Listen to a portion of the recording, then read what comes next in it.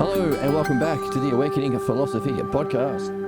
My name is Jed and we are exploring what it is we're actually doing. We've done a lot of work in this book.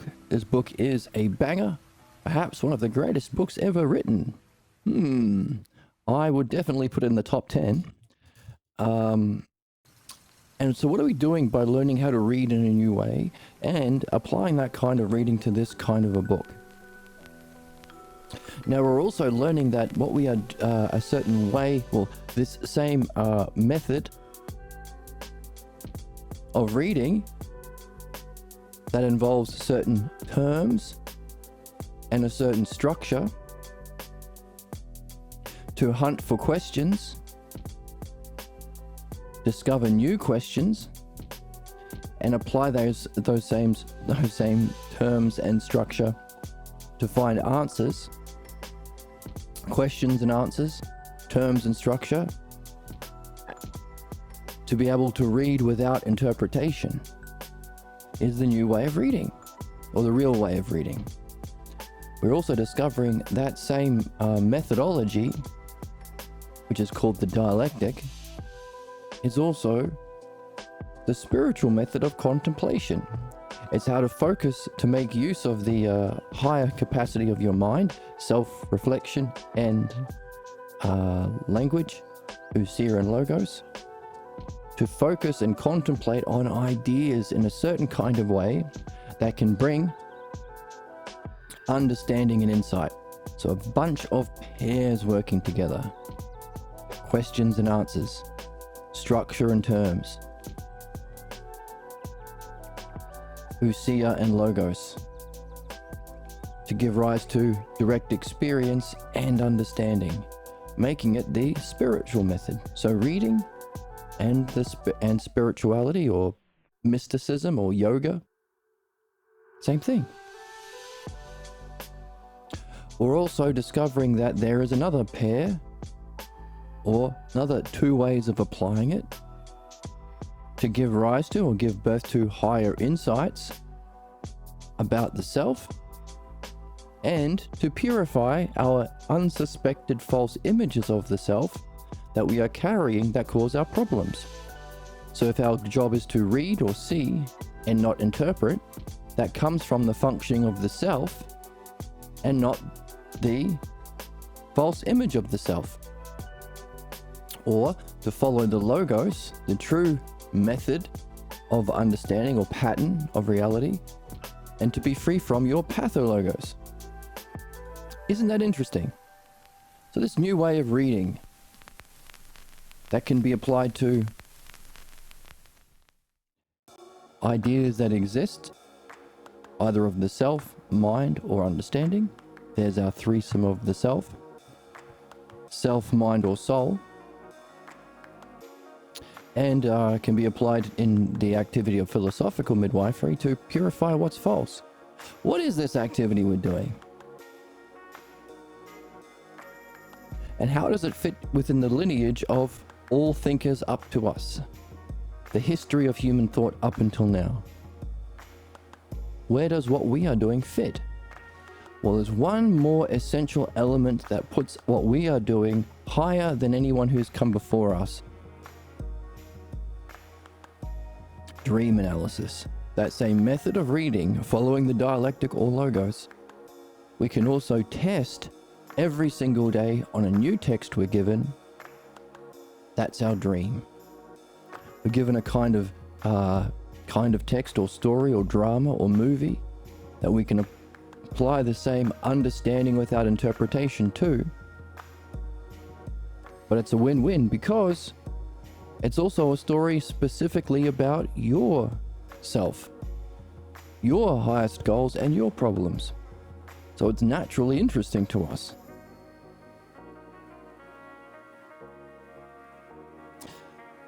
However, so we can make the case that there was another philosopher in our history, Sneesius, Christian bishop, who, while outwardly lied to the people who followed him, telling them they should believe, while personally himself was developing understanding and dream analysis, the fact was he still saw the significance in dreams. Whether or not he was able to fully understand the method, dialectic, is another question. So, apart from him, we haven't had a thinker since Socrates, other than, of course, the author that we're reading, who has reached the level of understanding that has brought all of these things together into a single philosophy or a single methodology with its highest application to our dreams. Now, Socrates, of course, we murdered before he was able to write down and share through stories and poetry his teaching. So he left it for others who were not at his level, not anywhere close. Although Plato was doing okay. But both Socrates and Jesus left it to interpreters to interpret their message without actually living true philosophy themselves. So since Socrates, we're doing something kind of new, but kind of old in that, well, Socrates and even before him Homer understood that this was the human activity, true philosophy. So it's rediscovering an old tradition or picking up where we left off from Socrates. And if we are able to share what we're doing in our own dialogues, which we are being encouraged to write, then technically we're a step above Socrates. Isn't that interesting? And it's fun. And it's fun. I love this guy. And you love this guy. Oh my fuck. Calm down. That one's perfect and exactly the case. See? We have funny sound drops. So, what does that mean that we can understand how to read without interpretation? How to do spirituality without harmful false beliefs? How to perfect our understanding and experience of self? How to purify our false ideas of self and negative ways of being attached to that?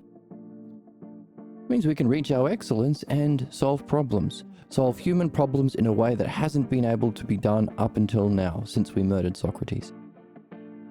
Isn't that interesting?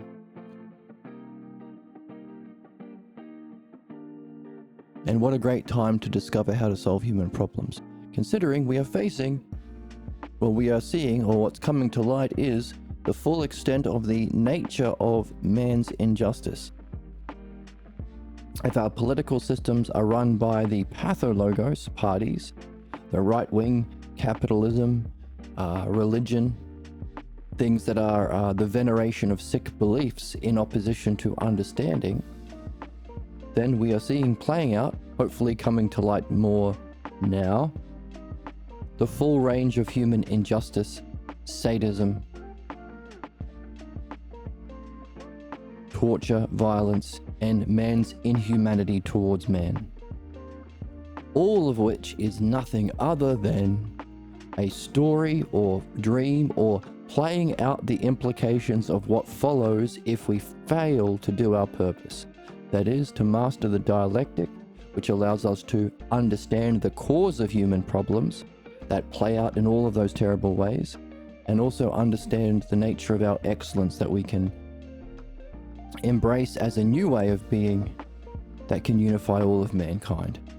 Because anyone who has the capacity for self-reflection and language, which is every human being, because even in our pathologos problems, which every human being suffers from, there is a shallow pool of ousia and logos being used to maintain our problems. So couple that capacity for logos and ousia that's being misused in belief but can be properly used in understanding. Couple that, belief's the cause of our problems, understanding the cause of solving problems and our excellence. Couple with that, the fact that we all get dreams, meaning we have access to the highest functioning of self, intelligence, and understanding, communicating to us directly, giving us what we need for our purification of pathologos beliefs and our perfection of logos understanding. Meaning it's a way of being that's necessary, but also open to all. You don't need to be a member of a club, or to be a Thetan level 7, or to be archbishop of a religion, or to accept a Jewish faith, or to prove your loyalty to this or that group, whether it's the Epstein billionaire class you have to prove your loyalty to by doing disgusting injustice, murdering and doing other things to vulnerable children, or prove your loyalty to your Jewish faith by murdering Palestinians, genociding Palestinians, or prove your loyalty to the billionaire class by exploiting your fellow man for personal profit. None of that's needed at all. It's open to everyone. You don't have to buy a patent. A billionaire can't restrict you from participating by deciding that they can buy a copyright. It's open to all. Super significant. Let's see it in the text. So here we are at 2:15.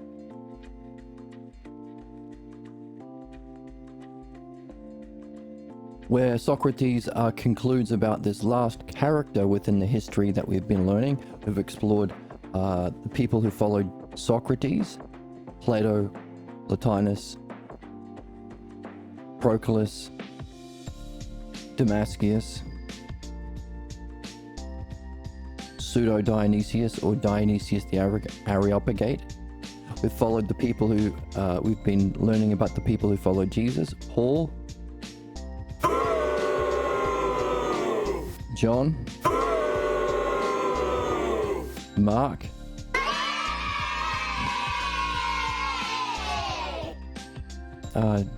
Dionysius is also claimed to be a follower of Paul, and it was around at the time of Jesus. Ficini, who believed the mask that Dionysius was wearing to share Platonic philosophy.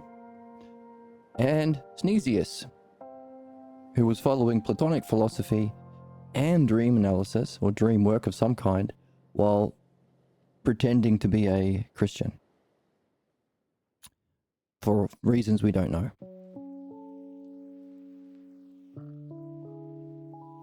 Well, bringing us to where we are today.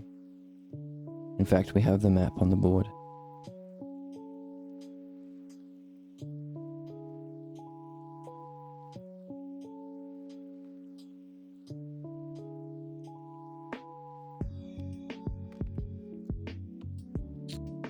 Big figures, 800 BC with Homer. Exciting that we are getting the first decent translation of the Odyssey. Xenophanes, one of the real philosophers. We only have a passage from him, but it's a question we can carry with us. What is the whole of seeing, hearing, and thinking right now? Kind of question or koan we can carry. His student Parmenides taught us the dialectic. Diotima applied that dialectic to teach us the nature of true relationships, love and logos, which is the application of that dialectic for spiritual development, to reach mind itself or truth or beauty itself, and to recognize that that is the penultimate experience. From there we go on to reach true virtue, true excellence, the self. And that means that that ideal of self is the another member in our ideal relationships. There's you, there's your beloved, and then there's the ideal that you are both moving towards. Without that, you have the problems that human beings face in their relationships, because you will try and force your pathologos models of beauty and justice on your partner. They will do the same thing, causing conflict. It can't be resolved without the logos. Or You'll find a way of feeding into each other's pathologos. You can play the tyrant role. I'll play the slave role. We'll swap roles. You can be the bully. I'll be the bullyee, the bullied. That's usually how relationships play out. So Homer, Xenophanes, Parmenides, Diotima to Socrates. That's where we diverge. 440 BC, about. He murdered Socrates. Plato picked up the dialectic, but dropped midwifery and dropped dream analysis. Proclus, Plotinus, and Damascius added to the Platonic tradition, the dialectic, but of course still blocked from solving problems without dream analysis and midwifery. And that was shut down by Emperor Justinian in 529 AD with the destruction of the academy, the murdering of the philosophers to vilify understanding and venerate belief. Because belief is how people fuck with you. Scam. Faith. Don't believe your lying eyes, believe what we say. Don't see for yourself. And by the way, if you have a book, we'll kill you, says Emperor Justinian and the Christians. Aristotle was a member of Plato's academy, but he was very, very clever, but he also had a very strong pathologos block. And as Plato lacked dream analysis and midwifery, wasn't able to help Aristotle remove his block. Therefore, we have a personification of the fifth hypothesis, materialism, the rejection of our development of there being a mind with its universal principles of understanding, a rejection of its source, the self, the things that we are literally here to move into. And as our academic tradition in conjunction with belief, the fourth hypothesis, the two of which, the nature of human ignorance. Modern education, so that's where we are. Now, there was a guy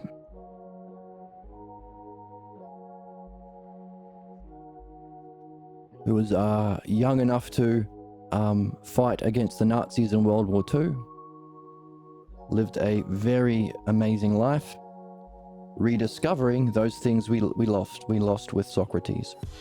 Philosophical midwifery and dream analysis. Was able to rediscover Platonic metaphysics, Platonic philosophy, and was able to write this book. So that's where we are within our lineage. From 440 BC to the year 2000 with Pierre Grimes. Where we currently are, the modern academic tradition is from this offshoot to Aristotle and Justinian.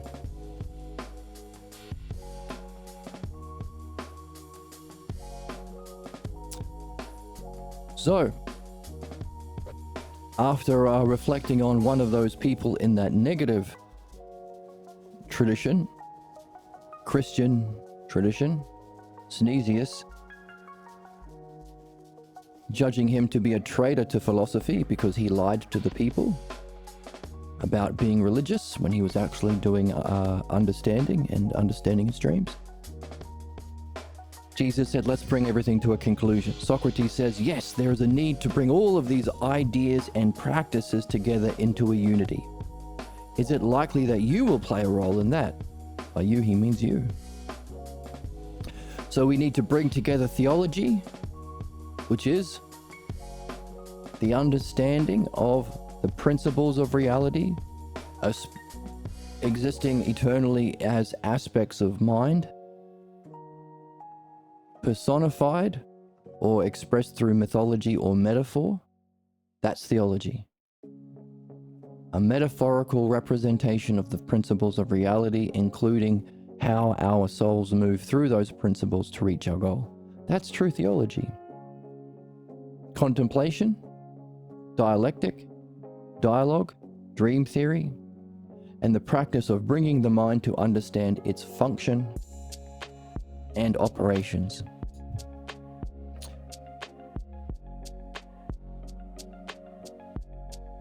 bringing us to where we are, the new philosophers. So we're not in that old tradition of modern, the academic tradition of ignorance, Justinian and Aristotle.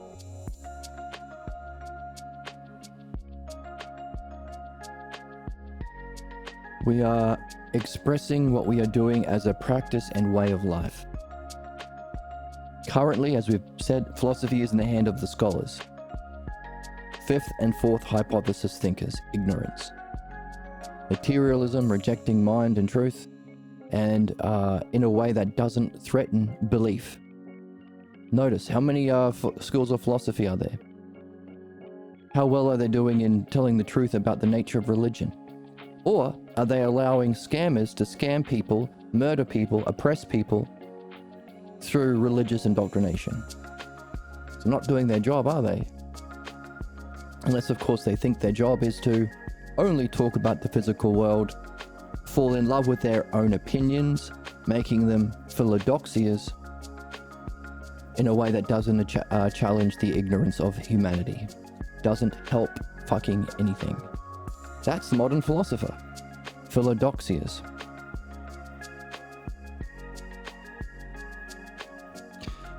Now, as they go on to say, hey, we have to look at how the new class of philosophy does positively affect humanity. It's a significant thing. Philosophy has to function. First of all, for your own soul and development, but it should have a positive effect on our species and our world. So we participate in living dialogues exploring truth and reality. Love of wisdom, philosophy, philos, love, Sophia, wisdom, is a love of that direct experience of mind, the clear and brilliant light of being. Debating your own opinions ain't philosophy. It's philodoxia, says Socrates. So this new breed, us, ideally, explores dreams and contemplation. We're saying the two are the same. But there is no handbook on how to apply the dialectic to reading your dreams without interpretation. That's on us. If we can do it, we become a member of the new class of philosophers. And of course, we better share our insights, write our own dialogues. Picking up Homer's midwifery that we pointed out was lost after Socrates. So we're continuing the Platonic tradition and adding significant elements to it. Oh, stretch. Oh.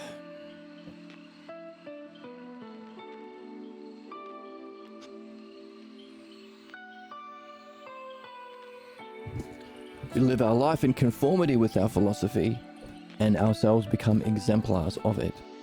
So we're non-interpreters. So the top of this way of being is one of non-interpretation. Academic philosophers engage in interpretation only. That's the love of opinions, philodoxia.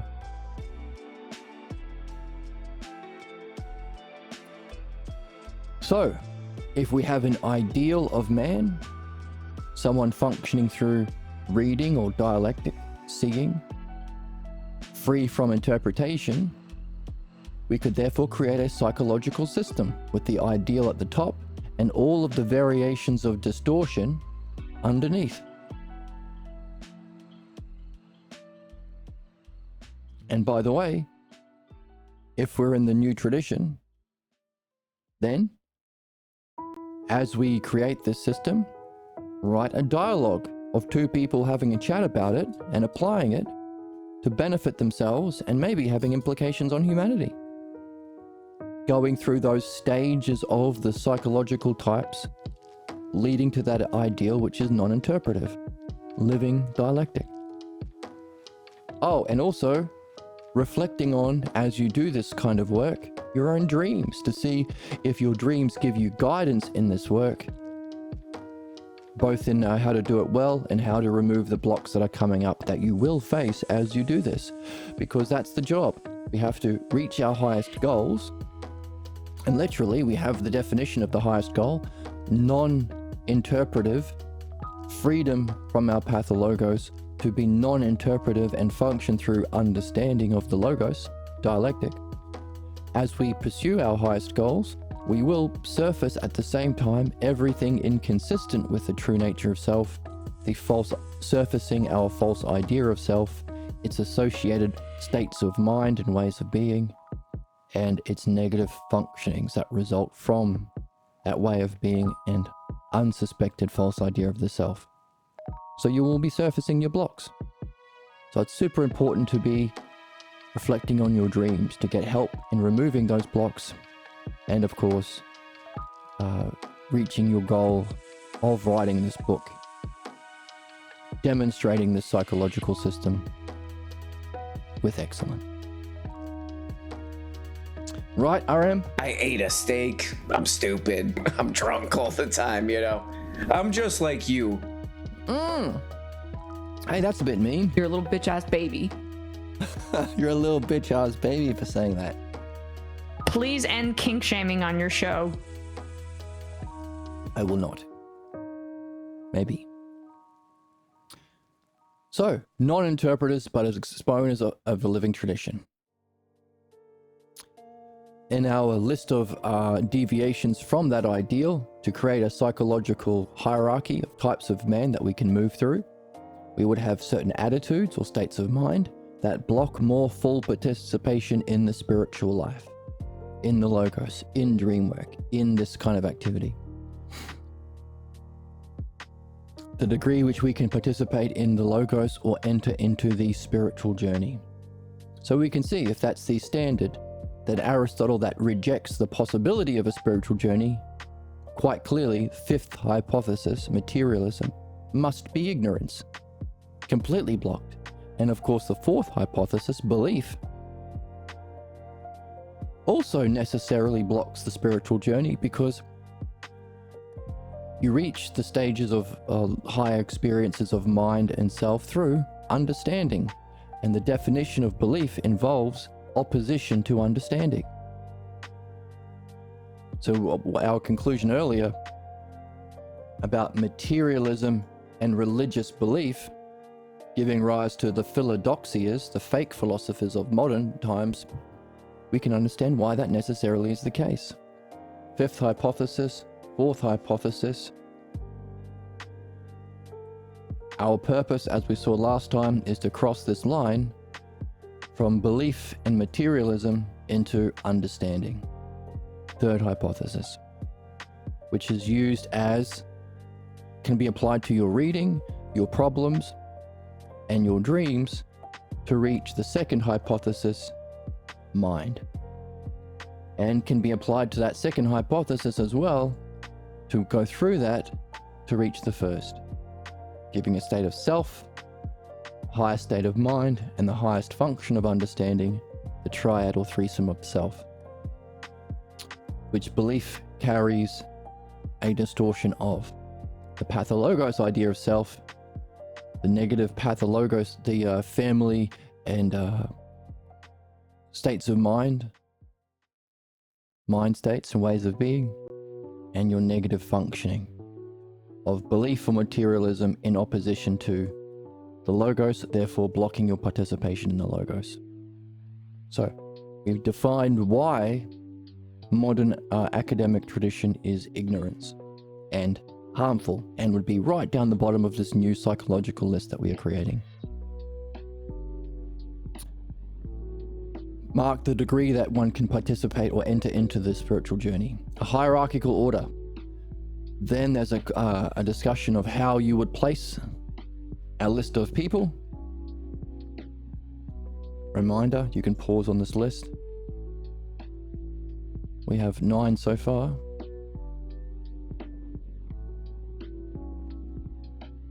Classes or kinds of interpretations or responses to new truth. Those who reject the old reject the new and keep the old completely. Claim to speak for the new while remaining loyal to the old, a wolf in sheep's clothing like Paul. Take a piece of the new as a patch to patch up the to keep your old beliefs as like an old coat, but add a patch of the new on, like the Kabbalah. Those who reject the rejectors, like Mark, who rejects Paul. Those who support the rejector, like John, who is a bootlicker for Paul.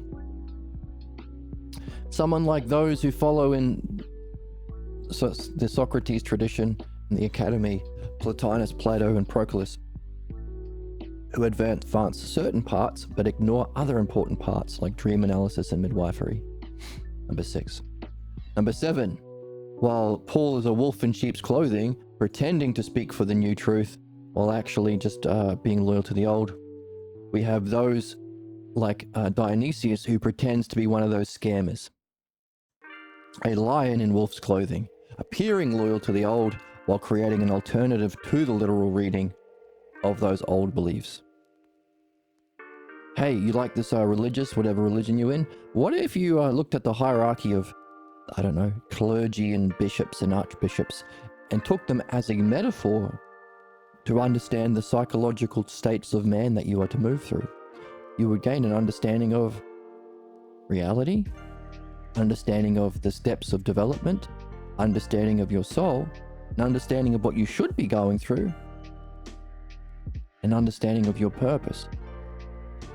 Imagine sneaking that into a society that was being screwed up by believers. By the way, the Dark Ages started at the same time as Emperor Justinian enforced his pathologos ignorance, killing philosophy and venerating belief. So, a lion in wolf's clothing is number 7, but there are people who don't realize that he was a lion in wolf's clothing and are tricked. So they may add to the good part of what Dionysius was doing, the logos, but might think, well, hang on a second, if he's saying you can find this in a pathologos tradition like religion, maybe you can keep both. Both sides are. We call them liberals today, I think. Hey, the right-wing belief pathologos party, the fascist Republicans who are doing the most disgusting, horrible shit to everyone, and the progressive left who are trying to benefit everyone, they're the same. I can't see a difference. Garbage. Ficino. Now, he's not so bad as those libertarians, because he was actually fooled, because Dionysius was trying to trick people to save the tradition. And number 9, someone like Sneesius, who inwardly follows the new. It's a kind of response to a new truth. Right, that's neat. This new truth is actually necessary and good and beneficial. I'm going to follow it myself,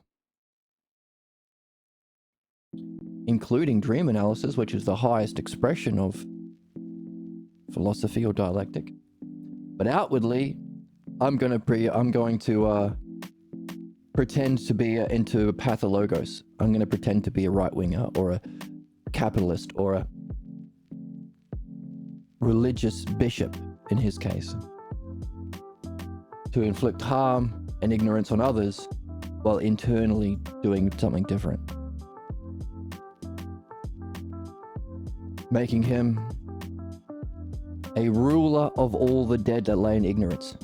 Yes, it's well known now. There's a lot of court cases of content creators who have, under penalty of perjury, sweared under oath that when they get in trouble, they pivot to the right. Be it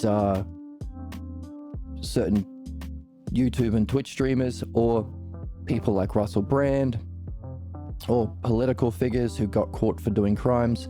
They all pivot to the right because they recognize that the right wing, which also their whole entire base is the religious. So religion is a way of indoctrination or child abuse that teaches people to reject understanding, to accept blind obedience to authority through belief. The right wing is the same thing. That's why the religious is their base. and also the capitalist oligarchs are the same thing. With understanding, we would recognize that capitalism is a disgusting, unjust source of inequality to create vulnerability that can be exploited by the rich, the Epstein class. And our job is not to allow billionaires to exist and torture, murder, abuse in all sorts of horrendous ways those who are most vulnerable, be they landlords, be they bosses, be they CEOs, or be they billionaires. Our job is supposed to be to find universal principles, universal wealth equality, universal income, universal healthcare, universal education, not just healthcare for the rich, not just food for the rich, not just house for the rich. That's pretty fucked. Notice, as the Trump and the Trumpers are showing to the world, all of those oligarchs or capitalists are siding with the right wing to manipulate people through belief, and are making use of religious indoctrination who already train people to reject understanding and venerate belief, which is pathologos. So, Synesius played into that system of oppression. Great. You've scammed people. People will do what you say. You're just as disgusting as those weird American evangelists who look like demons in a skin suit. Copelands of the world. Congratulations, you've become a ruler of all the dead that lay in ignorance. Good fucking job. And you could have been helping people by telling the truth. Applies to not just our religious authorities like Synesius, but also oligarchs and conservatives or right-wingers. There's nothing other than the veneration of belief and the vilification of understanding. Pathologos groups in opposition to the logos. So, 9 different types of interpretation with examples for each that we've pulled from the book itself, along with what we've just read as the ideal that stands above everyone in that list. So your job is to see, how could you take these 9 and arrange them hierarchically in some way? What would be your standard? We've got some clues. It's to do with how well you can participate in the logos or dialectic. We've got a list of things that's involved. Midwifery, the purification of beliefs, or in terms of the logos, reading. Not reading Kant, because Kant's a bitch. I'm eating the testicles of this bull, and I'm eating it raw. Raw bull balls. This is raw buffalo balls. So not reading texts or listening to podcasts from Alpha Bros or Jordy Petersons who tell you to eat raw bull testicles, but reading Socrates translated by the Balboa, or the Platonic text translated by the Balboa, the Midwifery book, and all of the other dialogues written by Pierre Grimes. Why? Because they reflect the logos.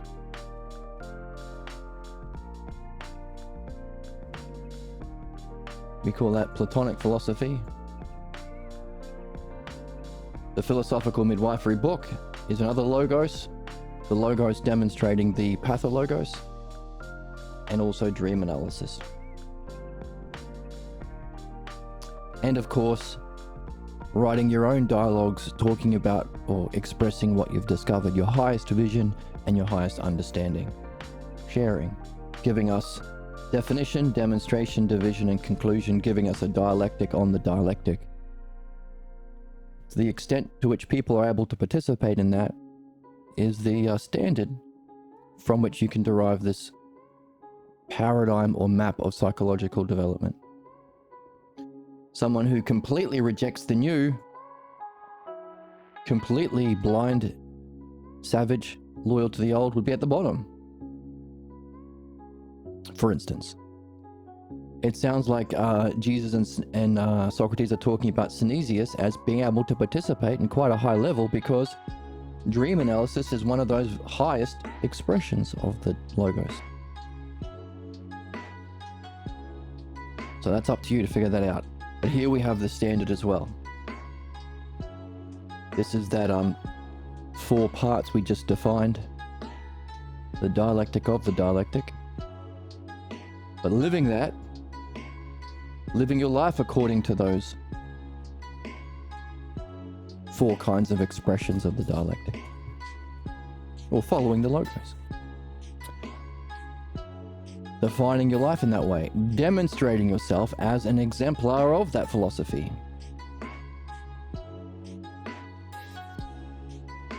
Division.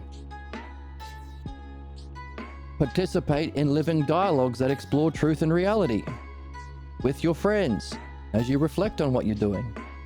That includes exploring dreams. So those would be kinds of division, or that definition of philosophy as your way of life, demonstrating it as your way of being, exemplar. Then those 2 together you can apply to all these different divisions. Definition, demonstration, division. But by the way, the conclusion, the 4th category of the dialectic, as a result of going through that life, you can share it with others. Write new dialogues. Develop a method and practice of midwifery. Continue the tradition and add significant elements to it as a result of definition, demonstration, division. That's our standard. Fun breakdown of what a living dialectician would be, or the new philosopher.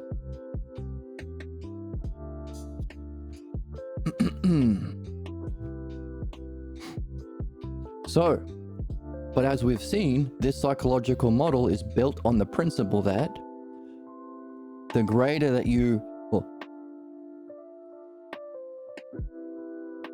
there is an ideal participation in truth, or the new truth, or the logos. And these psychological states are how you respond negatively, or you reject, or get violently opposed, or interpret, preventing a participation. So while that applies to our own soul as we climb through these psychological states in our development, it also applies to relationships, meaning someone towards the top of that list. So within ourself, our likelihood, like if we think about doing dream analysis, most people will reject that idea or be hostile to that idea. I see this a lot. When I bring up the fact that I do dream analysis, a lot of people who have been otherwise open and curious because they don't know much about philosophy, all of a sudden get super confident in their ignorance. No, that's stupid. That's stupid. There is no meaning in dreams. You're stupid. That's stupid. Dreams are this and that. Now I could follow up with, have you studied dreams? No, I just know it is. Have you done dream analysis? Have you tried this non-interpretive way of understanding dreams? No, I haven't. Do you even know how you would do it? The difference between interpretation and the dialectic? I have no idea. But I just know it's crazy and you're crazy and I'll fight you if you say dreams have meaning. Why? It's no skin off your nose. You don't have to do it. Why are you so violently upset to something that could be true and beneficial? And by the way, it's non-interpretive. You don't have to believe me. Try it. You either see it or you don't. If it's wrong, who cares? See? It's completely irrational to be so violently opposed to the truth about dream analysis. Because A, you don't have to believe it. You can try it for yourself and you will see it for yourself. And B, don't do it then. Why are you so opposed to what other people can do? And 3, you could benefit it. It can only good happen. It can't bad happen. Dumb quote. Kant would say some fucking bullshit. Exactly right. But this is important because dream analysis is one of those higher, like Synesius, Socrates, the higher levels of participation in the logos. So even mentioning it, you are going to trigger conflict from the most ignorant. The more people are blocked, the more that will express in their own soul. So there are people, I've known of people who have spent decades studying philosophy with Pierre Grimes. And the thought of doing dream analysis, even though that's like half of what Pierre Grimes did in his last years of his life,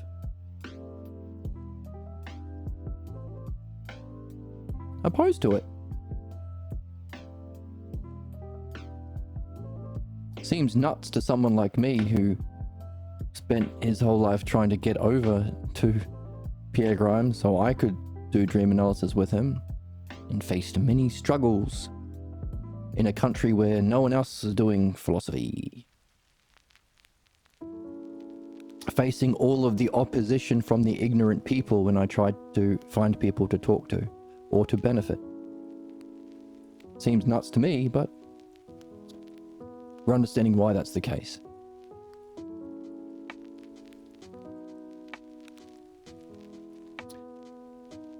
So, another way of judging people's development is their haters. Judge me by the haters, by my haters. By judging them will be another way of judging them will be to see what opposition comes forward.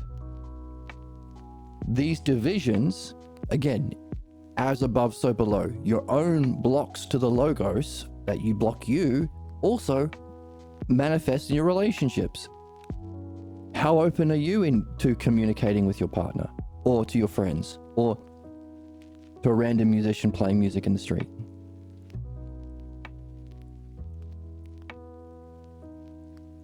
That's why we talked about last time the necessity for this psychological map.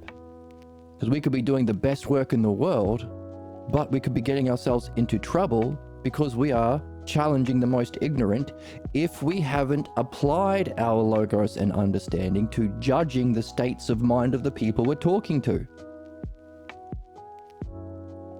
Talk about dreams to the most ignorant. They're like, talk about simple reason, facts and evidence to a MAGA person.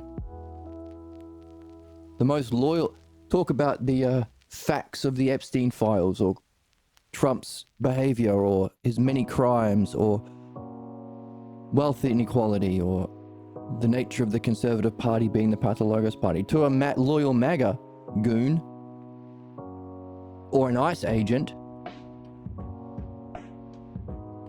They will get triggered, become belligerent, violent, or, as we are seeing with the ICE, MAGA, Gestapo, KKK, murder you. So it's important for us to develop our own logos, but apply it to judging not just the hypotheses in terms of where people are at their level of understanding, which we can do in conversation, because conversation brings forth our logos, brings forth our words, which we can reflect on together in a friendly way, friendly, cooperative, mutual way. Not cooperative in terms of compromise. There is definitely someone who leads the conversation with skill. But it's friendly, it's mutual, it's win-win, everyone benefits. That's the development of the logos, but you have to also judge states of mind, like the ox herding pictures. Why? These divisions cause a set of problems, and the bitter struggle between them is obvious. So shall we say that any integration within oneself, so self-integration of the logos, of the dialectic, has its implications on those in opposition. The better you are, the more you're triggered by the ignorant. In Australia, that's called tall poppy syndrome. It's a national epidemic or it's been recognized for a very long time, that there is a cultural negative belief in Australian culture that anyone who sticks out and does something good is cut down by the most ignorant and harmful. In America, I hear it's called crabs in a crate.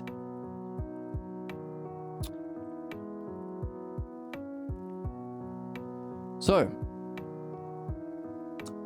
essential for us to create this list and understand it, and be a living philosopher. Live your tradition. Otherwise, you know, being right at the wrong time might not benefit people. Well, this is a huge puzzle. Those who are further up the list need to be sharing it, and will benefit the most ignorant the most. So learning to be tactful and artful.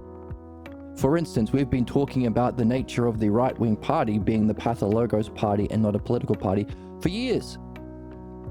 But only now is the world starting to realize it with the Epstein files and things.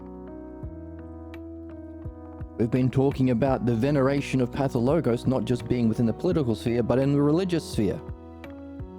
And the oligarchs, capitalism, for years. But now people are starting to realize, because that same Epstein right-wing conservative right-wingers are releasing memos saying we are going to use the AI surveillance state and our KKK Gestapo Nazi murderers to hunt down and murder anyone who opposes capitalism. There we go. Pathologos venerated through capitalism. Trump, pathologos venerated through right-wing conservative fascist parties. And Christianity, pathologos venerated as, it's not my sickness. God wants us to murder the Palestinians. God wants us to bring an end to the world so Jesus comes back. God wants us to oppress women. God wants us to abuse children the way that Abraham was instructed to murder children. Interesting, is it not?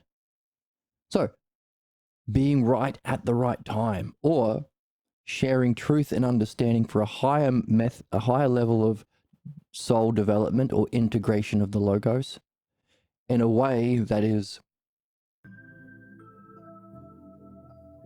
going to be heard and less likely to trigger the blocks from those who most have to hear it. But it is a puzzle. It is a puzzle. Timing. Now, we've seen earlier in the text that the way of being able to function most ideally through time, or with an apprehension of time as a whole, comes from being able to participate in that highest level of logos and dialectic dream analysis. Divination. Oops.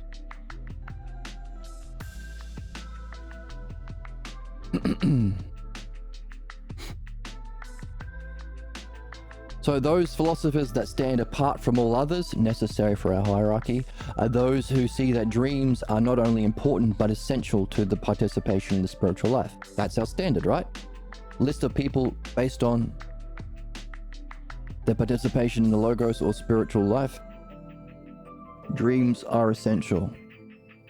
And those who recognize that are at the top of the list. Socrates says,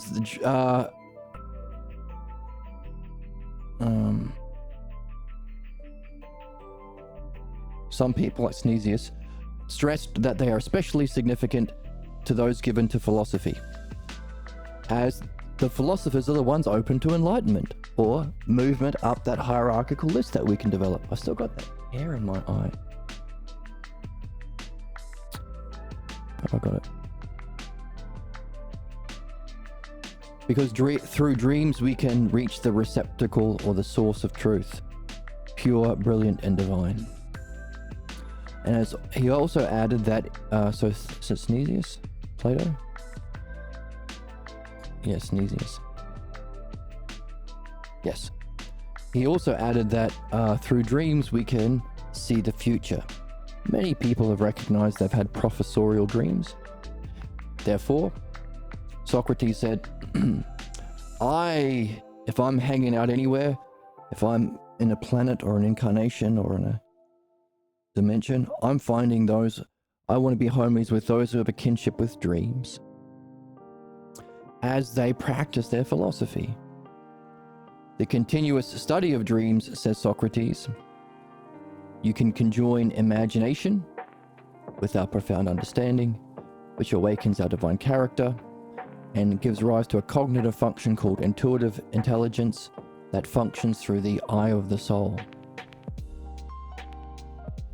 Meaning those two levels of God, the self or the God, and the gods, the many different aspects within pure intelligence, communicates to us through dreams. So we get communication with our penultimate and ultimate states of being through dreams. Still in my eye. And therefore, as it allows us to perceive time differently, which of course those two things do. So as we become more like mind and we open the eye of the soul, we can relate differently to time or the future. The use of that to benefit through the dialectic and logos is the art of divine art, because it benefits. Art of divination. As we've been talking about, people who pivot to the right when they are caught doing something bad, because instead of actually solving their problems through understanding, they instead appeal to pathologos-based groups, right-wingers. There's one such content creator who did that, and in an Instagram, or no, just some video about how he's changed his ways. Now, notice, no understanding, no dream analysis, midwifery, no logos, no understanding the cause of the problems, or the state of being, state of mind. Instead, there was a video of him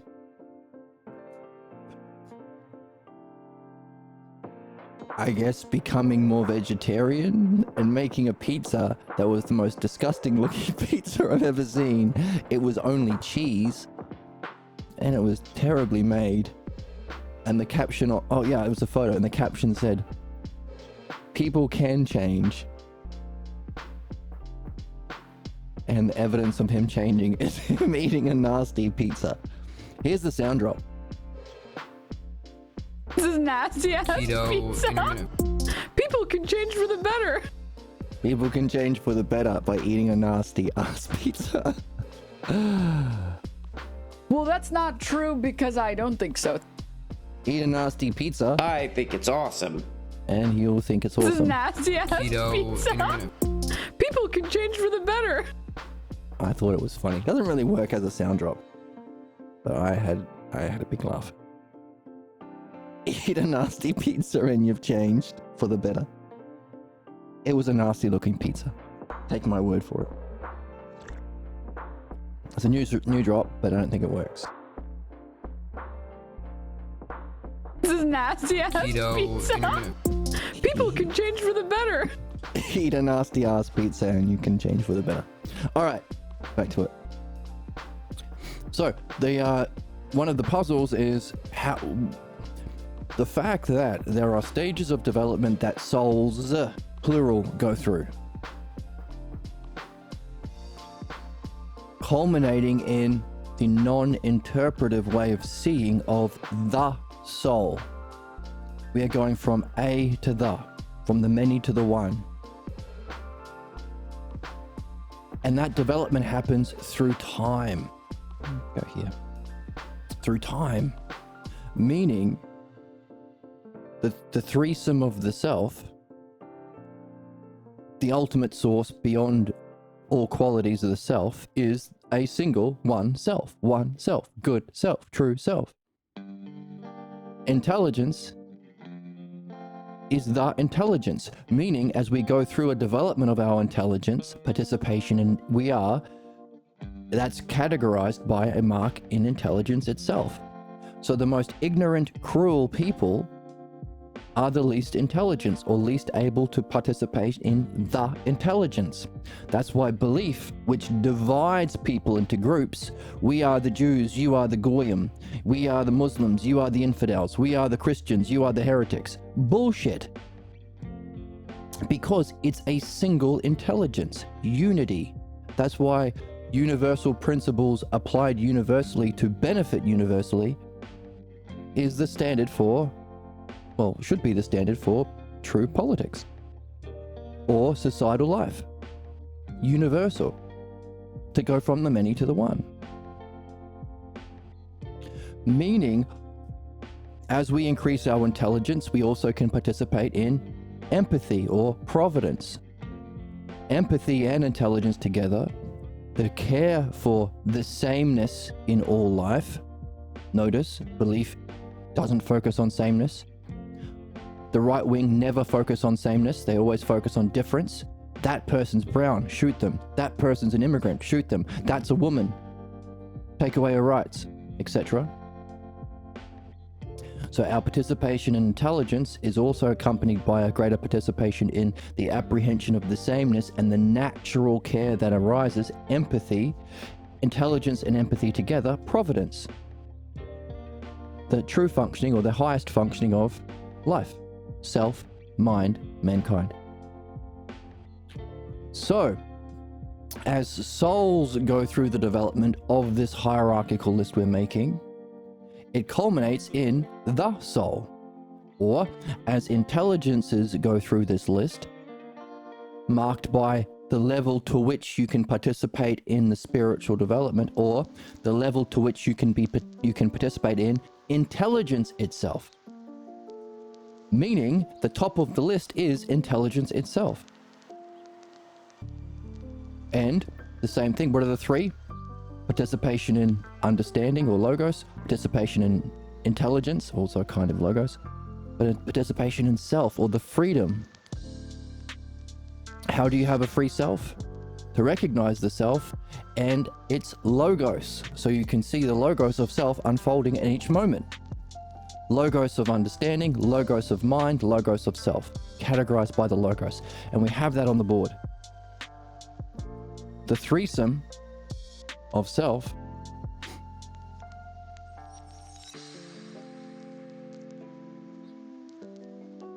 is marked by the logos.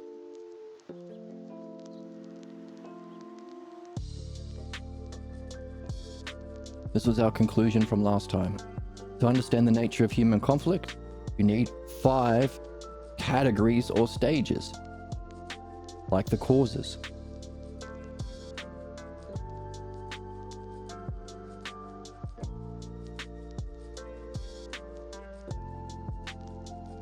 Four maps. So while there are, let's say, 5 stages, there's the map of the development of the logos and its ousia, states of mind, and there's a map of the level of purification of your pathologos. 4 maps. 3 aspects of the self: the true self, the true highest state of intelligence, and the true functioning of the soul as the whole self. Now notice, our ignorance is caused by an distortion of each of them, a limited blocked view of the self, negative, smug, often unjust state of mind, ways of being, and cruel, unjust functioning of belief in people who are in their problems. Now notice, this is the pathologos.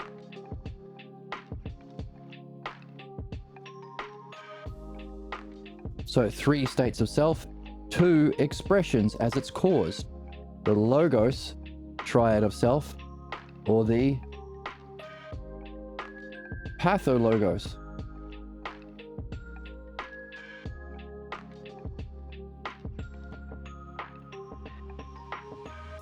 Triad of self.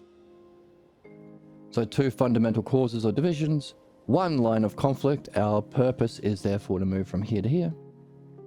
Cross the line from the fourth hypothesis to the third, second, and first. One art to master.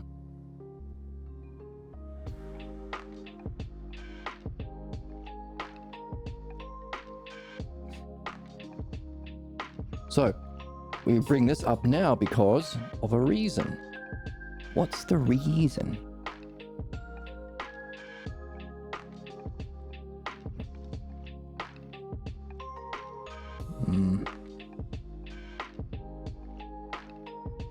What was I talking about? Talking about the guy who ate a pizza and said he is changing for the better because he ate a nasty ass pizza. Nasty ass pizza. This is nasty ass pizza. People can change for the better. Time?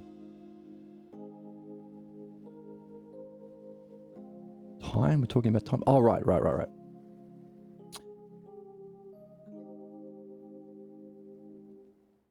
So what's interesting about these three is it's the soul, the intelligence, and the self.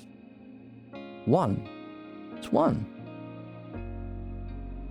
Our development over this line from the pathologos expression of the three, our human problems playing out in our relationship, our lives, our struggles, our dreams, our fantasies, our tangents, and our distractions, our daydreams, everything, every possible way reality and self can communicate to you is about this false idea of self that caused your incarnation into this world to begin with.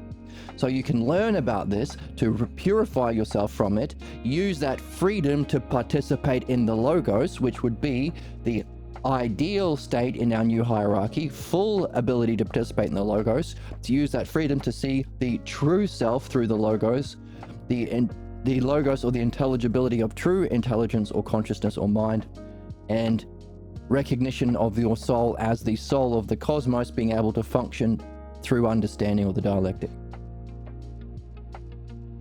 That's the ideal, meaning the ideal is a one.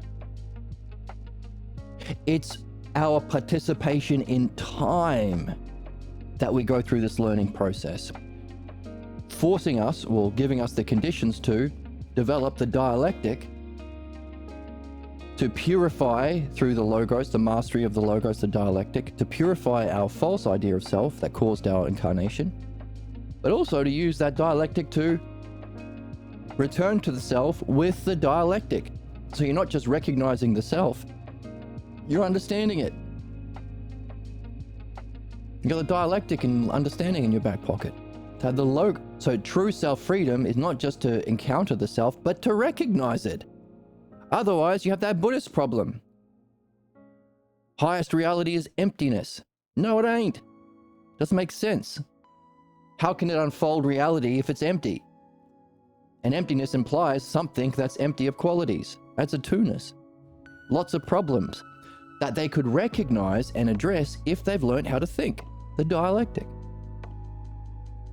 When we encounter the self that transcends qualities, we better appreciate it as not an emptiness, especially if you've just gone through divine luminosity. You've just had everything all at once. Notice, out of time, all of time all at once, the greatest, most divine, blissful experience. And you've gone through that to its cause that's empty of qualities. Sometimes called the deus negativa. If all of the qualities used to describe this, you negate. But it's not really negating, it's transcending. So that can be a big blow, or surprise, or shock.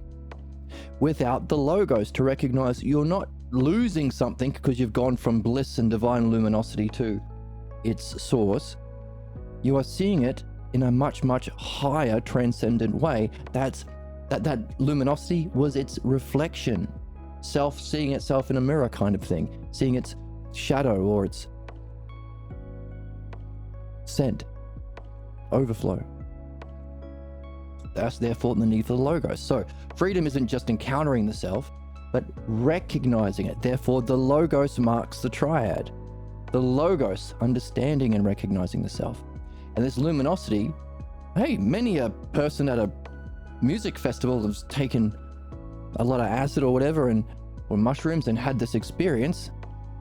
Doesn't change them, or maybe for a while, because you need to understand. Sometimes they can respond negatively because they don't understand what they're experiencing, and they fear they've lost their self. They've lost their what they thought was the self.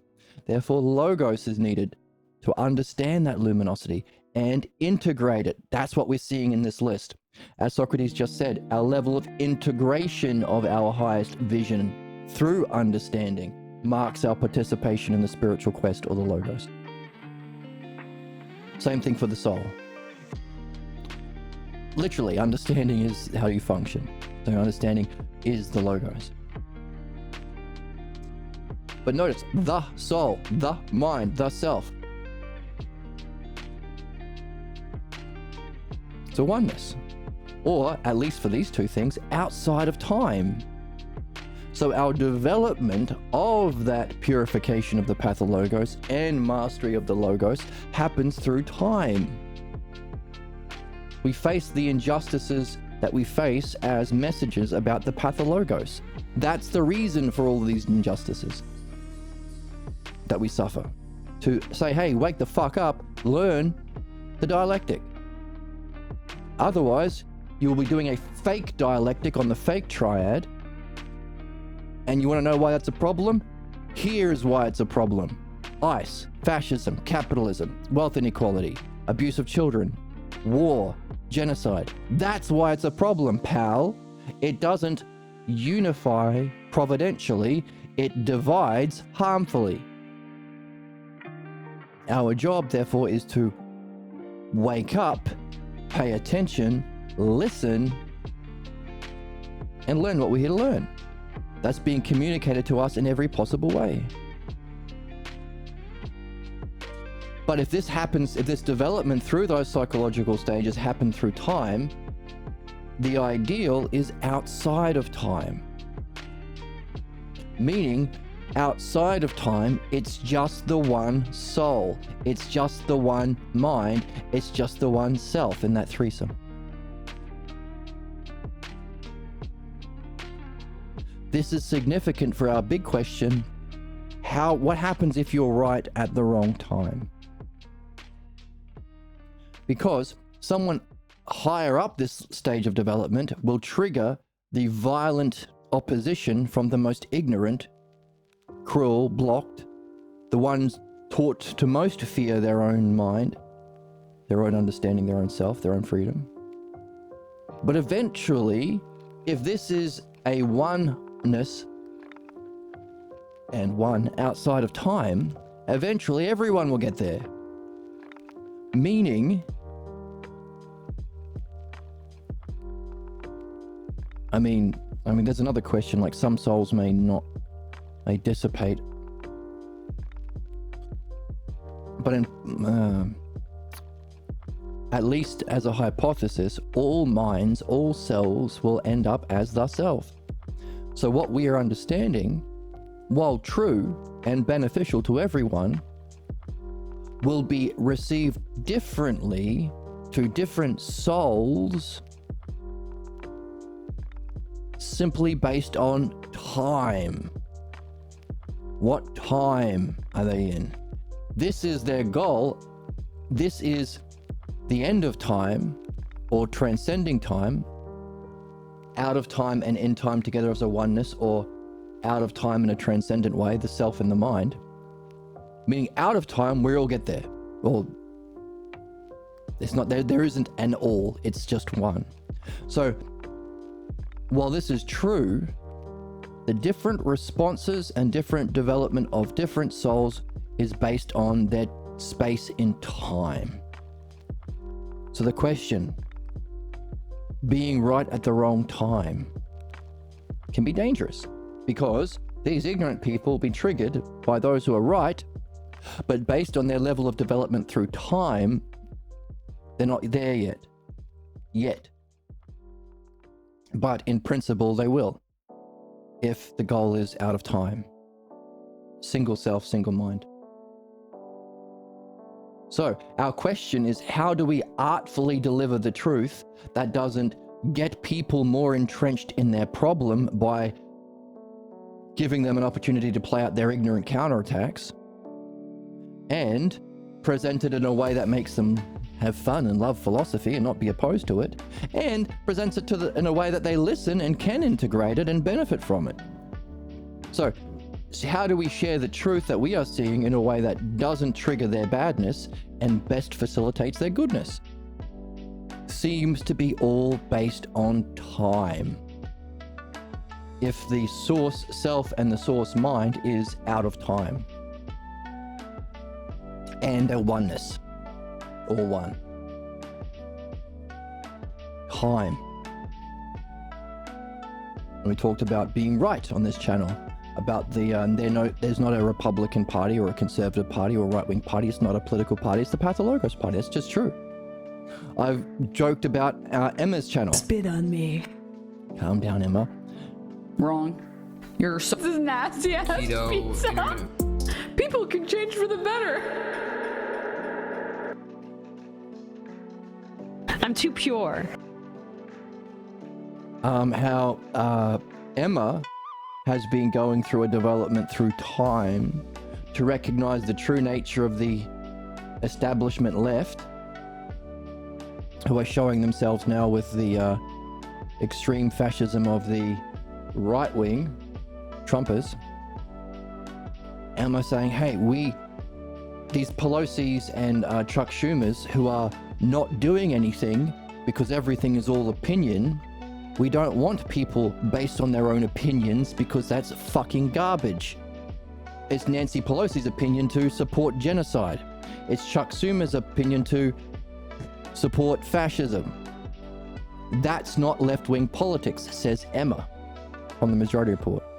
We need a principle that will always be true as a standard so that we don't have these establishment left who are complicit to the fascist, child-abusing, murdering, sycophantic sadist right-wingers. They are allowing them and supporting them. In the chat I said, well, that's exactly right, Emma. By the way, you won't be able to see that principle that's always true of understanding, not belief, that you are seeing is necessary unless you have a name for it. Here is the name. I know it's weird because it's Greek, but here is the name. It's called the Logos. That got me instantly banned from the Twitch chat. And my appeal saying, hey, by the way, I was agreeing with Emma. What I was saying was true, relevant, beneficial, and in the spirit of the channel, which is all about self-reflection, learning, and developing new understanding. Within less than a minute, without even being read, rejected. It's the Majority Report. It's not fucking Asmongold's channel. It's one of the better understanding-based channels with people who genuinely want to benefit. Banning me for telling the truth at the wrong time. Or right time for Emma, wrong time for the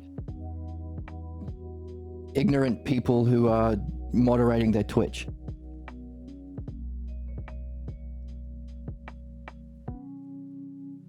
So I was joking about this being Beefgate 2025 that many were saying was going viral on the internet. They're completely lying to you. Yeah. They're completely lying. Thank you, Emma. They were completely lying.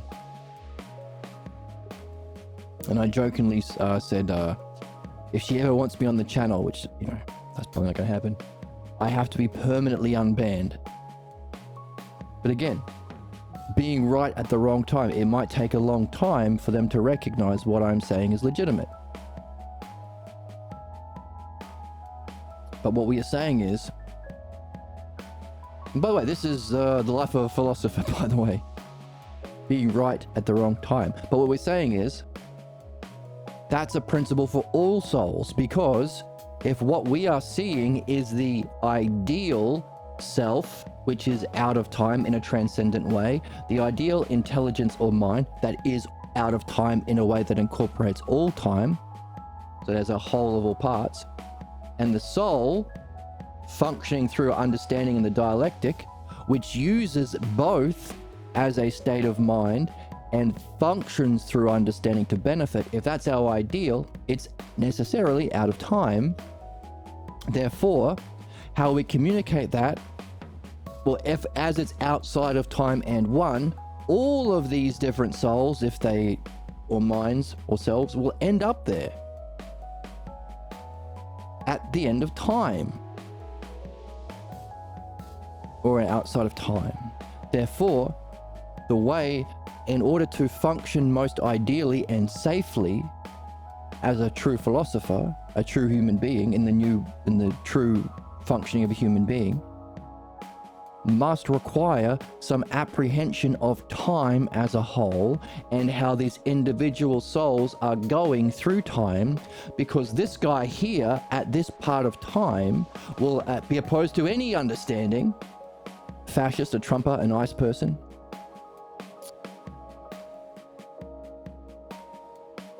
Whereas in a different part of time of their soul's development, if it's a soul that continues and doesn't dissipate, will love that shit because they'll be up here. It's all to do with timing, because all things will go through time to our goal, which is outside, transcendent of time. That's super important given what we've been seeing here, Socrates is seeing here. Our level of integration towards the ideal, which is beyond time, triggers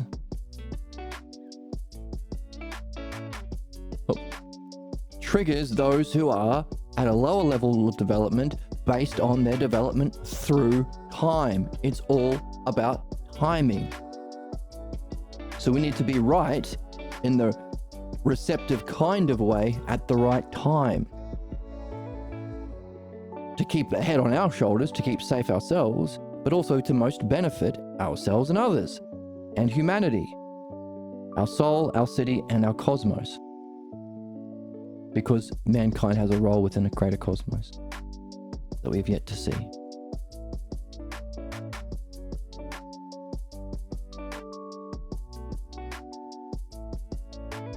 So,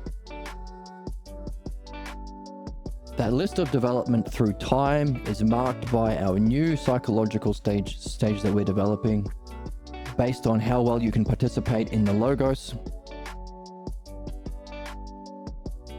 or the spiritual journey through a hierarchical order. But as we said, those higher up that hierarchy are going to trigger those lower. The worst will hate the best. So that's a way of judging your own development. And I know that because certain conversations I've had have triggered people, everyone in the room, all different sorts of levels. If I was talking about the one self. Dreams, similarly, I mentioned that interaction from last weekend or the weekend before. Someone very open and curious, mentioning dreams. They got very confident despite not knowing anything in their opposition to the meaning and significance of dreams.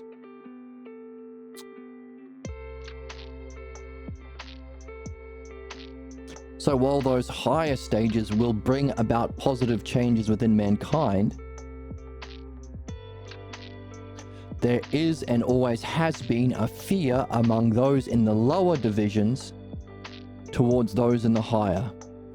Most so towards the highest. And Socrates says to Jesus, by the way, as two people murdered for introducing new truth, we can't challenge that after seeing what we went through. So, super important for the best of us to recognize this principle that is and always has been true. But the solution has something to do with time, because as we said, it's just a matter of timing. If there's one mind, one self, transcendent or outside of or incorporating or out of time, let's just say out of time, then they'll get there. You'll be vindicated. But your own safety and your ability to help the development of others is based on how well you can perceive their soul's development, A, through this list that we are creating, and B, through time. Time is necessary for our highest functioning and safe functioning as a human being and dialectician. Therefore, the highest participation in the logos we've said is our dream analysis. And we're seeing another reason why that's necessarily the case, as Socrates and Jesus are pointing out. Hey, by the way, Socrates and Sneasius are saying this ability to see all of time, including future, you awaken through the highest application of the logos dream analysis. And many people have talked about dreams that predict the future.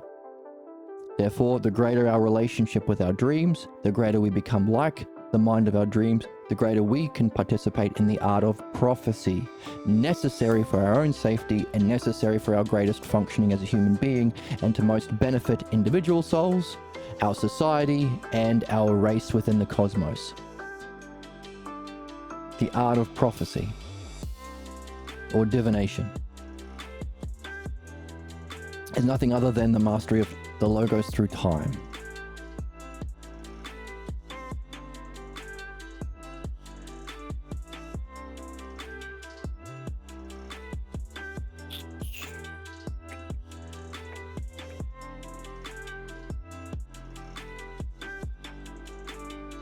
Okay, let's find it again in the text. Let's find it again in the text.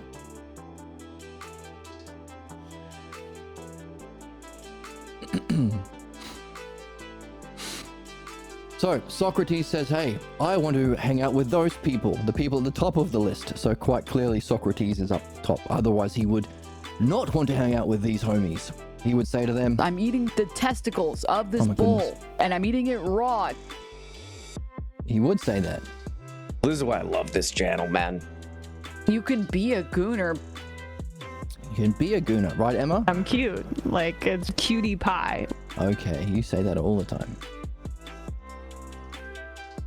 So, I want to follow those who have a kinship with dreams, because the continuous study of dreams not only unifies our imagination and understanding, awakens a new cognitive function called intuitive intelligence, that happens through a new organ called the eye of the soul. Just as our eyes see, the eye of the soul, intuitively intelligence. What's that? And all that oneness that apparently is able to relate differently to time. Because dreams are an essential part of the art of divination. So this higher perception of time in a different way, necessary for our safety and our good functioning, is tied to the art of divination and tied to a continuous study and kinship with dreams. Not just a study with dreams, but to see yourself in the dreams and in your dream master's functioning and intelligence. Self-intelligence and functioning. There's your threesome. We can all play. We can all practice, develop our courage, keeping our cool, open-mindedness, curiosity, wisdom, and justice, because you all get dreams. So all of mankind are visited by pure intelligence and self, or God, the highest idea of God.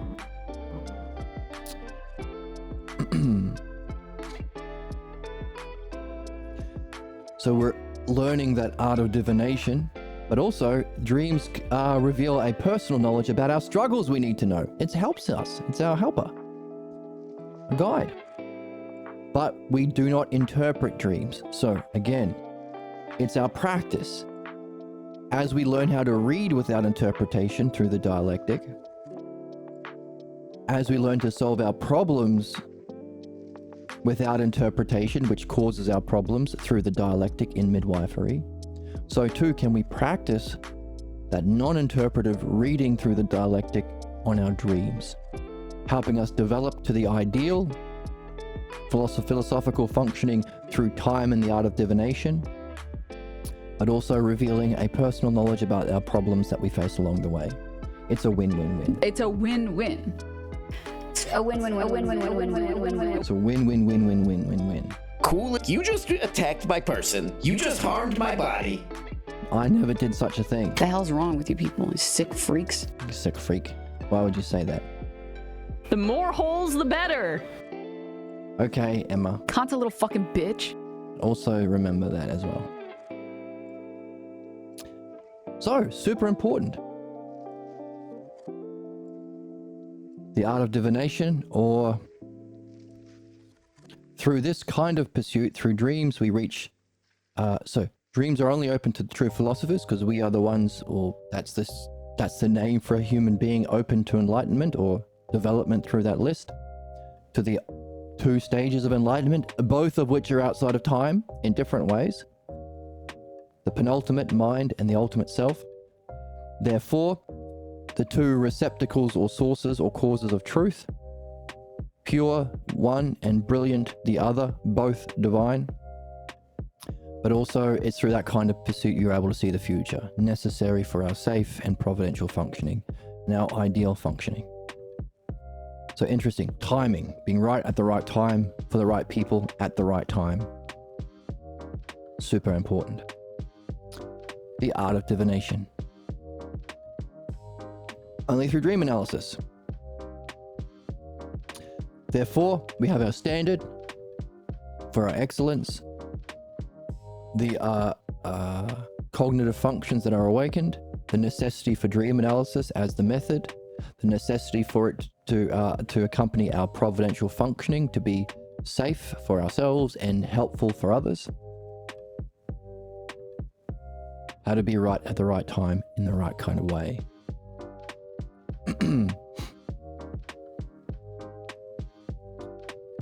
So that ideal, bringing together dream analysis, not just dream analysis, but dream theory, recognizing the functioning of the dream master as well as perhaps that threesome of self, recognizing a methodological expression of the principles that we learn and the movement of the soul, theology. That's what real theology is. It ain't literal, pal.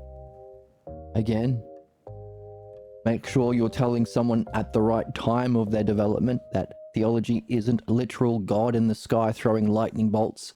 It's a metaphor for the principles of reality that you are supposed to recognize and move through, and then the principles of soul's development through those principles. The dialectic is what we use for dialogue, for dream analysis, and for contemplation. So that's the dialectic, is the method that brings together the mind into a oneness, the practice of bringing the mind to understand its functions and operations. That's the new philosopher. But again,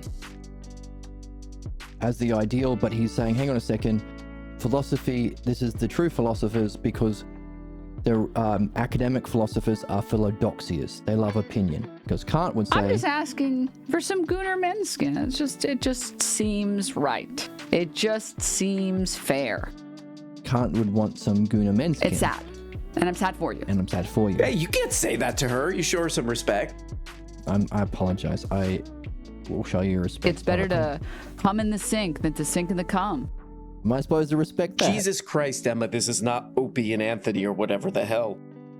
That wasn't Emma, but I get your point. So,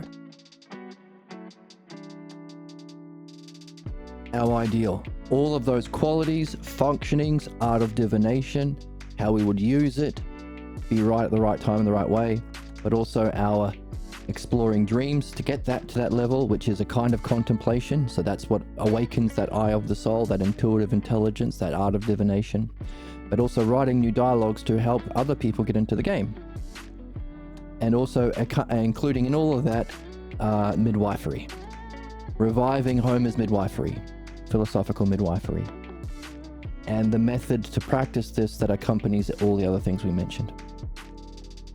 That would be the highest functioning, continuing the Platonic tradition, adding to it, becoming an exemplar of it, living your life in conformity with those principles, and creating a list of all of those different psychological types of man There are certain attitudes, state of minds that block the participation of that which we are talking about as the ideal, and the participation in that journey of the Logos.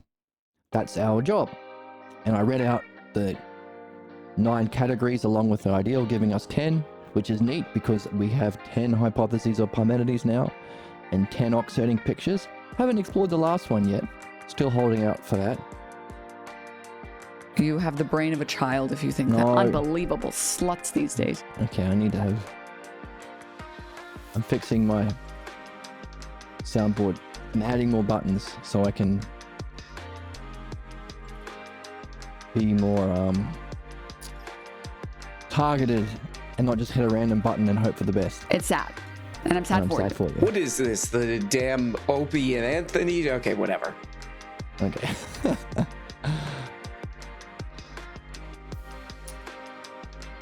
So, super important because the bottom fear the top. And we don't want to get into a debate with them because that's just going to get them further entrenched in their negative way of being. And unsafe for us. Timing based on the soul's level of development through time. So, man's struggle to flourish and survive is simply a struggle over what state of mind will flourish and what will not. Certain ones will not allow humanity and individuals to survive. The murderous kind, the destructive kind, the unequal kind, and of course not flourish either. We need understanding for both. It's a war between certain states of mind, and this consequence play out within our soul, our family, where we get our own individual problems, the city, venerating those family pathologos. It's not just me says it, it's God. Not just me says it, it's the Lord. Not just me says it, it's my billions of dollars and my ability to fire you and make you starve and be homeless. Power over systems which are used to oppress, to venerate your pathologos ignorance. And the cosmos itself. As we read earlier in the text, humanity's job is to surface all of the possible kinds of objections to the development of the Logos in truth, all of the family clan ways of being that exist in humanity, and address all of them. That's our purpose. Once we have done that, we will awaken to a greater role within the cosmos. We read that earlier in the text. The age of man ends when we are no longer in that class of man, but have evolved into a higher state of being. Let's see it because we might as well. If no longer.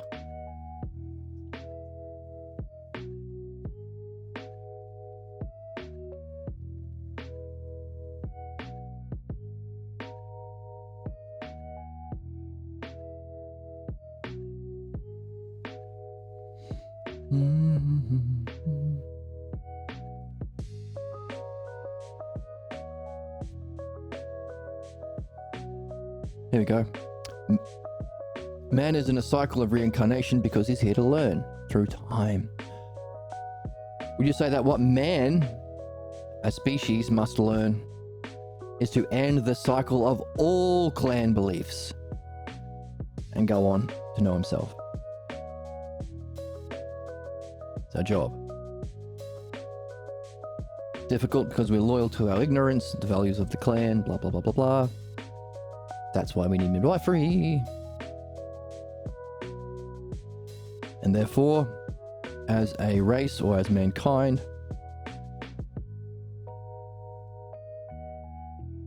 man as a whole is part of that struggle to know thyself in a cosmic dance. There's our cosmic or cosmos. Our role as a species within the greater whole of soul or cosmos is the soul or cosmos is the dance of meaning that ends. There is an end. Just as divine luminosity is a constant ousia, mind, but has an end for it to be a process. You don't experience it in luminosity. Of course, its end is pointing to its hyparxis or the next level up. Or the hyparxis, the end, points to the next level of the self. So too, the end of humanity is the next level up. It ends when there's nothing left to learn. We've surfaced all of our caveman clan beliefs, addressed them all, which will come up in opposition as truth as we implement principles in alignment with truth and the logos. So, hey, everyone should tell the truth on TV because of, look what the fascists are doing. Look what Fox News are doing. All of the negative clan. We shouldn't tell the truth because the Jews are better. We can lie to the Goyim. That's a family clan belief that will surface when we say, hey, let's tell the truth. Necessary truth. The billionaires, no, we can't tell the truth because we want to scam people to get their money. That will surface. We can't tell the truth because the church lies to its followers to scam. That will surface. See, all of the clan beliefs will surface as we become more aligned with truth, necessary for our survival and flourishing. So once we've learned all that, the man as a whole in that dance of meaning ends when there is nothing left to learn, and the race of man ends in that state no longer of man to that which he has joined himself. Just as understanding points to knowing, the Usia points to the self, so too mankind ends in a higher state of being. Isn't that interesting?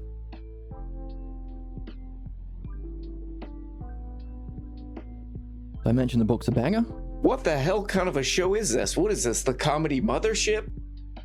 Oh, I'm sorry, but I am quite funny. I'm eating the testicles of this bull, and I'm eating it raw bull balls. This is raw buffalo balls. That's something you'd hear at the mothership. Right, Emma? I'm cute. Like, it's cutie pie. Yep, you say that a lot. It's hard to get more sound drops when I've been banned from the Twitter page, from their Twitch, a majority report thing. So my Emma sound drops are not as increasing at the same rate as the others. This is why I love this channel, man. Beefgate. So, speaking of gates, luminosity is a gateway to the self. Brought it all together.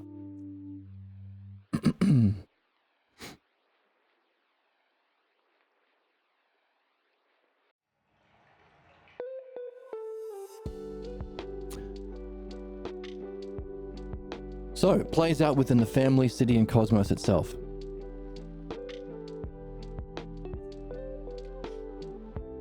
Now let's hold it there for now.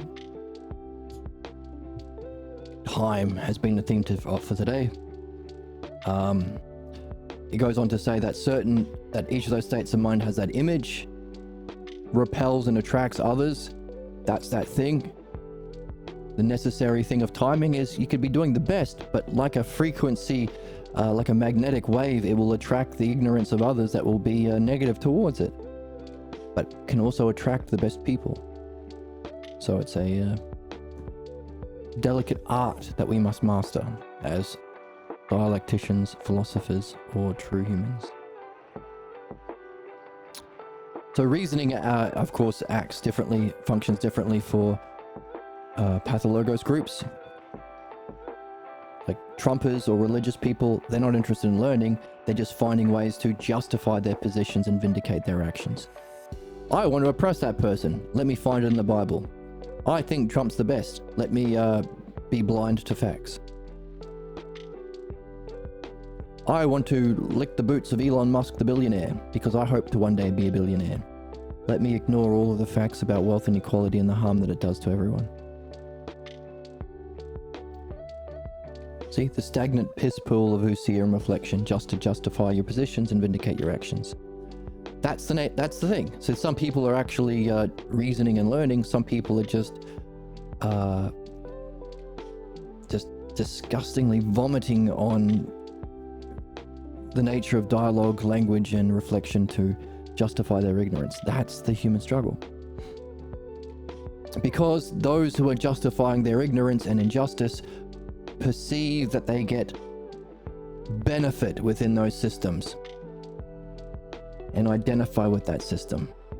So to defend the status quo that they, especially chief among them, the oligarchs, who are getting all of the billions and billions of dollars whilst murdering, exploiting everyone, torturing everyone, making life miserable for everyone, and destroying the planet. So the most unjust defend the systems of injustice. Chief among them, the oligarchs. And those power holders, including the establishment left, defending the status quo, even as their own people are being murdered on the streets by KKK, Nazi, Gestapo. So, the most ancient truths are always new to those loyal to the old, to an interpretation of the old. By the way, the religious aren't religious. They're interpreting their religion as a way to vindicate their negative family pathologos and their harmful way of being. There's no unity without understanding. So what's new? Every interpretation is simply an attempt to save the old and preserve what they perceive as their advantage. What is new is often only new to those in whom their vision is blocked. Therefore, the stages of unblocking is our new hierarchy. When a new idea argues that truth overcomes past privileges through exploitation and injustice, the struggle becomes life and death. I like being able to go to Epstein Island and murder children. I'm going to defend it, says the ruling class. Behind it is a fear of their own mind, and a rational order of justice, equality, fairness, growth, learning, development forces a re-examination of all of the bullshit, harmful crap that those people with the privilege have grown up in. So it requires ousia, which is important because that's why we're here. We're supposed to reflect on our ways of being, to learn. Behind this drama and clash of ideas is the fear of mind and freedom of self, but also awakening to a new kind of thinking arouses fear because they think it'll be difficult to retrain and adjust to new understanding of true order. The pull to oppose the new and resist change is the fundamental conservative impulse. There we go. You're right the whole time. The right wing, the conservatives. To resist change and to oppose the new and resist change is the conservative impulse, just as looking forward to meaningful change is the opposite movement. Therefore, Pathologos Party and the true progressives are the Logos Party. Weird that I was banned for saying that name of the true progressive left on the Majority Report, one of the few channels that are interested in true progressive policy. Meaning, we all gotta wake up. Even Emma. The more holes, the better. Exactly. Because it plays out everywhere. Mind is communicating to us in every way, so it's just a matter of waking up, not taking it personally, but having that curious open. Because that's what the moderators did. They took it personally. I disagree with. I'm confused by this new word, so I'm going to ban you. It's got nothing to fucking do with you, pal. Not personal. Yes, pathologos and logos is the struggle we're in. It defines our human condition currently, in time. Gotta wake up. Pay attention. Give me all of your delicious subscribers and followers. I deserve them, right? No, you're not the one that's mentally unwell. Crossing into new boundaries. See, we are brave, and we're crossing into new boundaries. My head is quite large and filled with secrets. So, the issue between these forces that we've been talking about the last few episodes hinges on whether the proposals of each benefit thee. Here is our standard.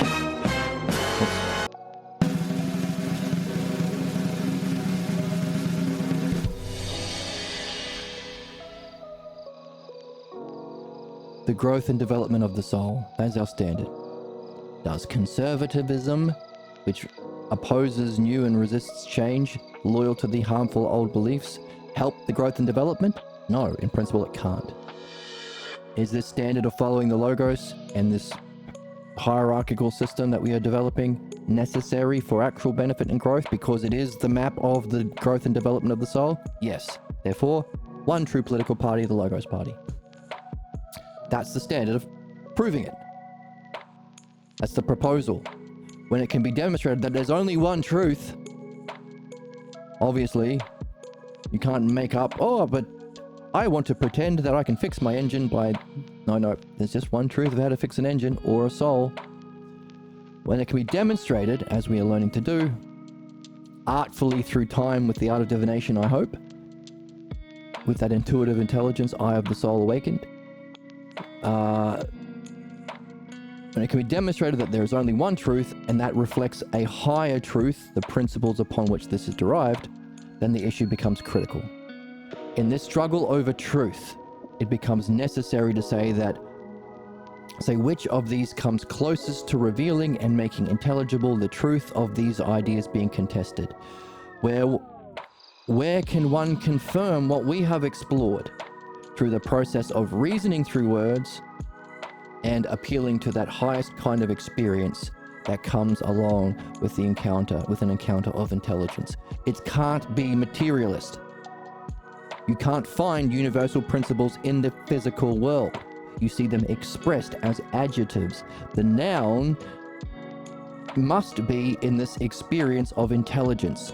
That's why materialism is a class of ignorance. And belief that prevents development into that experience is a class of ignorance. So, that highest experience out of time that incorporates all of the principles of time, pure intelligence, that's the experience we appeal to. The understanding of that and how it is the cause of our physical patterns is the reasoning through words, knowledge, and understanding. Two of which, wisdom.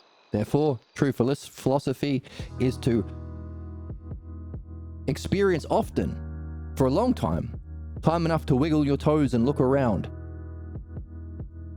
Knowledge, second hypothesis, eighth oxiding picture, divine luminosity, the best state of mind, so that we can better reason through words about it to recognize that it is the experience of truth, it reflects the principles of truth, within which it contains the principles or aspects or eidos of truth, and it's the standard for our growth and development of the soul, because it's through the logos we reach that apprehension, the logos of mind itself. By the way, as we continue that, apply our reasoning through words to reach that intelligence, use that intelligence as the standard or paradigm for justice, but even reason about what must be its cause, that reasoning can bring with it a quietness of that mind. So through the brilliance and luminosity and bliss of mind to a kind of quietness of mind, and one can drop away everything to see what sees. It is then that sight opens itself up to itself, the self.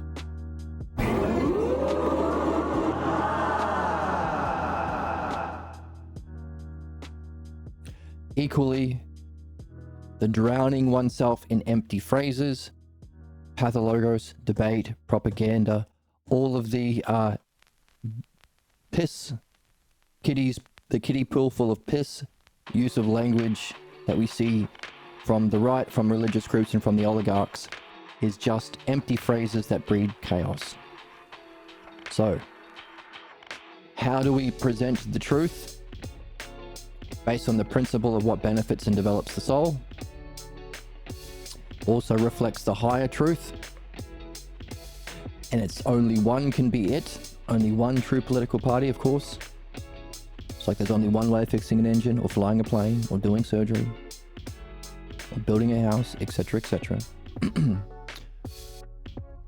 By appealing to that kind of experience of divine luminosity or pure intelligence and reasoning through words, there's our dialectic.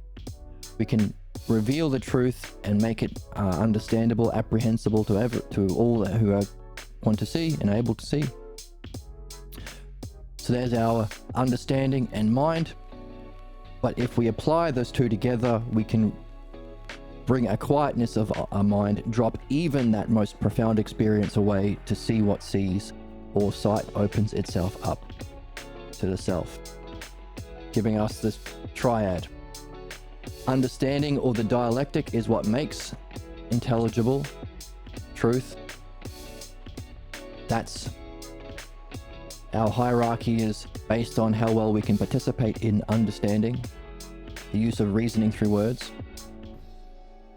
The model that it reaches and our standard for truth itself is our highest state of mind, pure intelligence, pure brilliant being.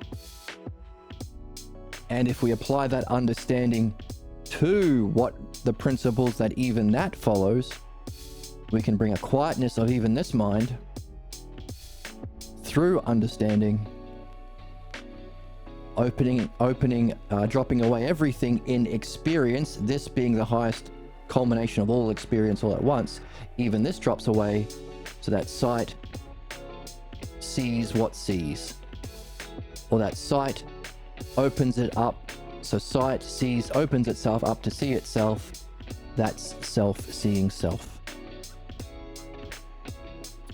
which we are open to experiencing, and with the logos that we've been developing along the way, understanding and recognizing, giving us our ideal. Self-seeing self, mind experiencing itself as mind, and understanding functioning most ideally through words, using the paradigm of this and this through a kind of intuitive intellect through the eye of the soul, providentially, most appropriately to souls based on their level of development through time or the art of divination. That's our goal. Sound fun? Do you see the necessity of divination? Or to perceive future time as well as present and past? To perceive time in a greater way to protect yourself and function most ideally towards others in their development. Can you see how this plays out within the family and city, and maybe even the cosmos, which might require some imagination to wonder about? Can you see the ideal and why it's the ideal? Threesome. By the way, if that's the ideal, is this the threesome relationship that we should have? You, your beloved, and a shared ideal?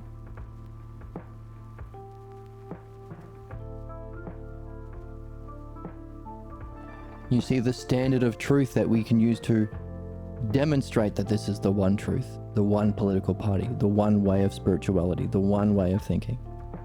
You necessarily needed to unify. Do you see the significance and necessity of dreams? Do you see how dreams give you an opportunity to practice everything we're learning, to read without interpretation through to the dialectic?